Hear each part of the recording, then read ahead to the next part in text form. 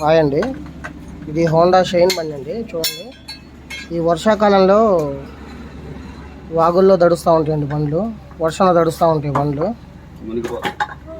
ఇవి మునిగిపోతూ ఉంటాయండి. మీరు డైరెక్ట్గా మెకానిక్ కాడికి తీసుకెళ్ళిపోయి అమ్మని ఆయిల్ తీసేసి కార్బేటర్ ప్లగ్ వేసేసుకుంటే బండి స్టార్ట్ అయిపోతాయండి. ఒక 2-3 రోజులు పక్కగా పెట్టినట్టయితే ఈ బేరింగ్లు మొత్తం స్టక్ అయిపోయి, చూసారు కదా మొత్తం ఎలా రస్ట్ పట్టాయో. ఇది గేర్ బాక్స్ బేరింగ్ అండి, ఇవి కూడా రస్ట్ పట్టాయి, తిరగట్లేదు అసలుకి. ఇలాంటి ప్రాబ్లమ్స్ వస్తాయండి.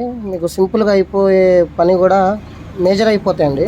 ఇటువంటి క్రాంక్ ఎలా రస్ట్ పట్టేసారు, క్రాంక్ కండింగ్ రాడ్ అసలుకి తిరగట్లేదండి.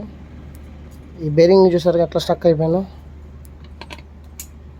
సింపుల్గా అయ్యే పని కూడా మీరు మేజర్ చేసుకోమాకండి దయచేసి.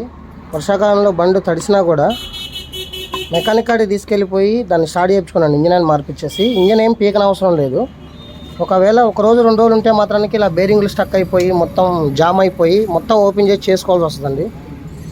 ఈ వర్షాకాలంలో దయచేసి 2 వీలర్ ఉన్న ప్రతి ఒక్కరు కూడా ఇలాంటి పొరపాట్లు ఏం చేయమాకండి. చూసారు కదండి, ఇంజన్ మొత్తం ఓపెన్ చేయాల్సి వచ్చింది. ఇది హోండా షైన్ బండి అండి. ఓకేనండి, ఓకే, థ్యాంక్ యూ అండి.